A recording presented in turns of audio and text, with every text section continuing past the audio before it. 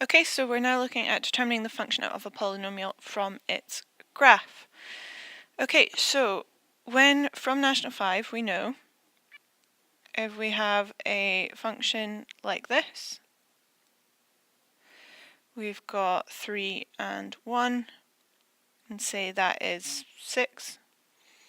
Okay, we know that our function y is equal to, those roots give us the parts x minus 1, x minus 3, but we also need to have some constant k, because for all we know, if we remember back to Unit 1, expressions and functions, we might have stretched this graph, and whilst the roots would remain the same, the y-intercept changes when you stretch your graph, so when you put that constant out the front. So we can pick that using our roots that we have there, and then we can substitute in. So we have the point here 0, 6.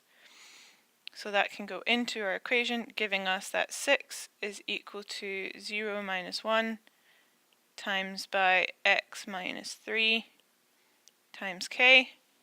So we get 6 is equal to minus 1 times minus 3 is 3k. So therefore that means k is equal to 2. So for that function we have y equals 2, x minus 1, x minus 3.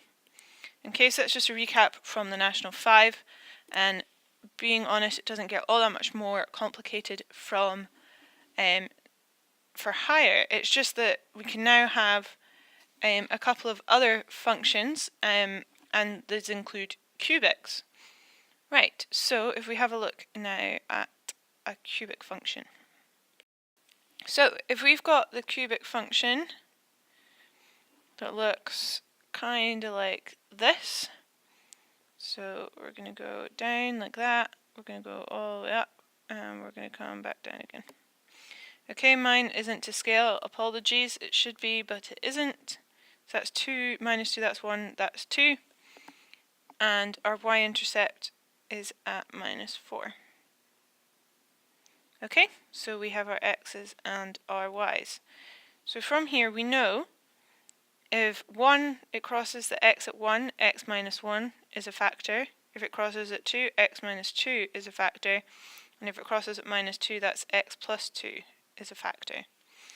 So from here we can get that y is k, because we don't know if it's been stretched or contracted. X plus 2, and then x minus 1, and then x minus 2. Okay, so it's the 3 roots, or the 3 places where it crosses the x-axis, give us those 3. And there's not any more because it's a cubic function. Cubic functions have 3, like if they're correct, they should have 3 places where they cross the axis. Right, so then we know that we've got the point 0 minus 4, so we can put that in. So minus 4 is k times 0 plus 2 times 0 minus 1 times 0 minus 2. Okay, so when we sort those out, we get minus 4 is equal to 4k. So k is equal to minus 1.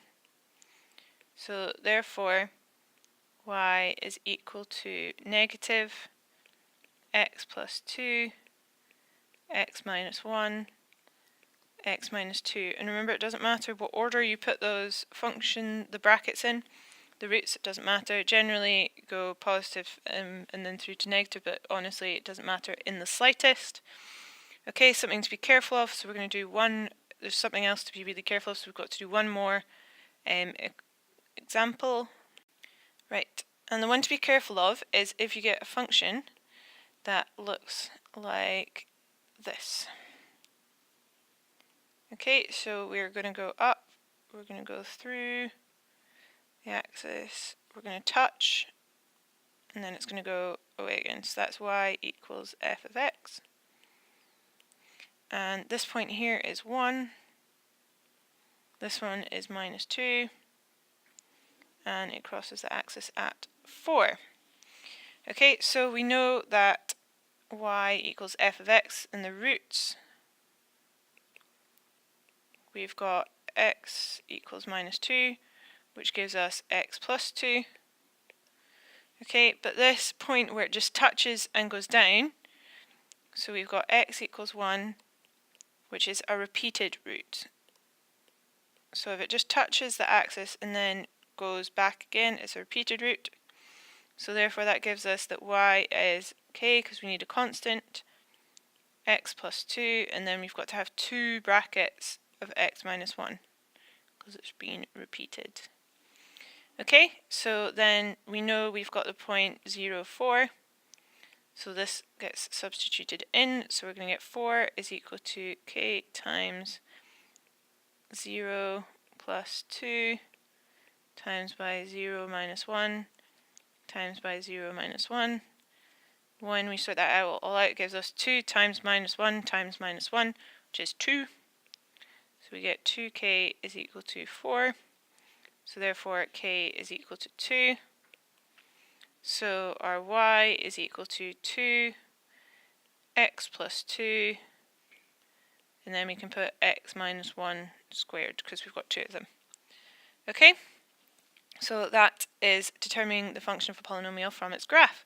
Hopefully that's helped you. If you need any more help, leave a comment and I can let you get back to you, or ask for more examples, that's fine. Okay, so next we are going on to the points of intersection between a polynomial and a line.